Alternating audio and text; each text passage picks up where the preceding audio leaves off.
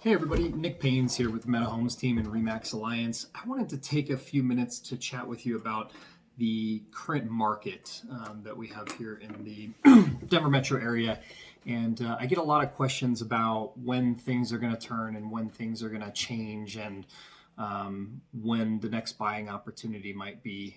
And the reality is that we're in one of the strongest or the strongest sellers market that we have seen in pretty much forever. And I kind of sound like a broken record with it because the reality is that we've been in the strongest sellers market we've seen for years, and it continues to get stronger and stronger and stronger. So I wanted to kind of put in perspective a little bit of why we are where we are and what is kind of the driving cause behind it and why it's unlikely that we'll see any changes anytime soon. So first of all, just to give an idea, our inventory is significantly less than it was last year.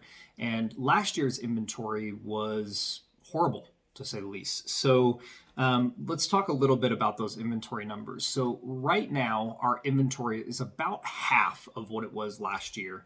And last year, we had the strongest sellers market we had ever seen. Right now, we are sitting at about 1 week of inventory. A balanced market is considered to be around 4 months of inventory. We have 1 week's worth of inventory. So if you doubled our inventory, we would have 2 weeks of inventory. And then if you doubled it again, we would have 1 month's worth of inventory. And then if you doubled it again, we would have 2 months of inventory. And then if you doubled it again, we would have about a balanced market.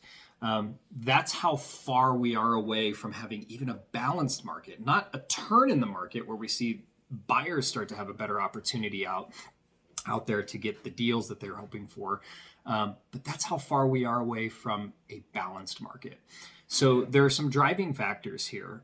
First of all, with our low inventory, we also have the problem now of rising rates.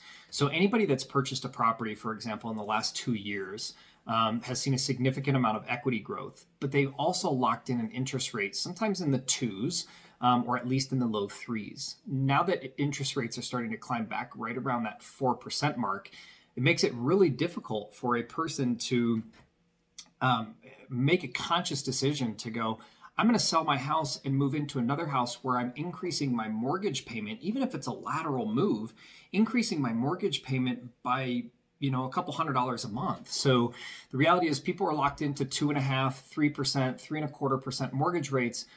They have no motivation to move, even if it's to make move to that next level up.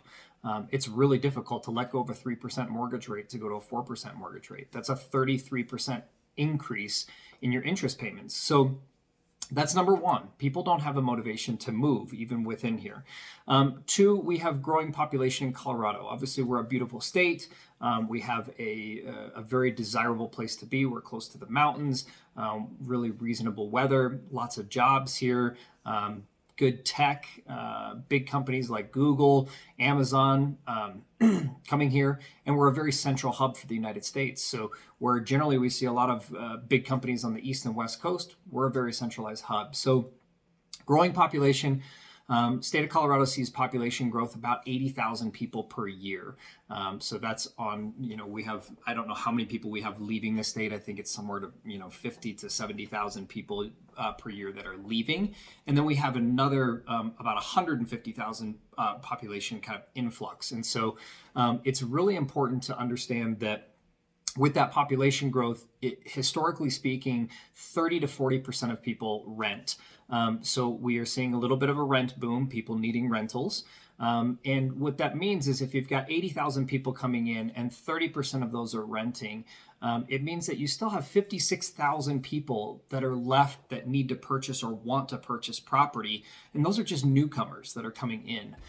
The state of Colorado, or at least in the major Denver metro area right now, we have about, from a new build standpoint, we issue about 30 to 35,000 new build permits in any given year. So as you can see, we actually started with a deficit in this year, somewhere around 200,000 units in deficit of housing. And we're only increasing that deficit somewhere between 15 and 20,000 homes per year. So that started about 10 years ago where we were falling behind and not being able to produce enough housing units. So some people will say, well, why don't we just allow for more housing permits? Well, the problem with that is that we have a lack of infrastructure here. So we don't have the infrastructure to support new build communities, and especially in our areas that we already have. We don't have the roads. For those of you that have lived here, are native to Colorado, you understand the traffic issues that we have now versus what we had 10, 15 years ago. So we don't have the roads. We don't have the sewer systems. In fact, Westminster, the city of Westminster, had a new build moratorium. I believe it was in October of 2018 through October 2019, or it could have been 19 to 20. But either way, no new build permits were issued in the city of Westminster because we had sewer issues, and they had to redo all the sewer lines. So with sewer issues, we have traffic issues and road issues. Schooling, we don't have enough schools, we don't have enough teachers, and then even just things like water supply. Then we come down to so that's the infrastructure problem. On top of that, we now have a supply chain issue. Okay, so anybody that has been under contract or has been working with builders or understands the issues that we're having with the supply chain, we have a shortage of wood, steel, drywall, all of those building products that go to those new builds. We have a shortage of those as well. So the problem with all of this combined is that there's really just no light at the end of the tunnel right now. So when people are saying, hey, when is this going to change?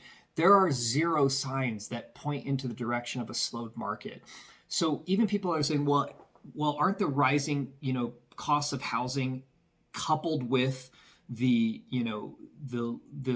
increase in interest rates coming up to 4%, and we might even see those push into the mid 4s or even up to close to 5 by the end of the year. Won't that drive people out of the market? My short answer to that is yes. We will have some people that move back into rentals, move back in and create kind of a renter's boom.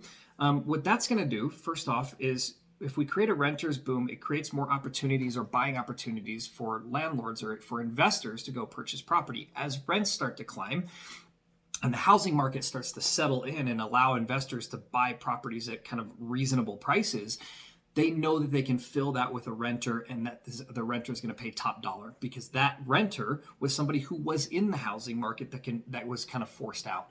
So it's going to continue to allow investors to purchase property.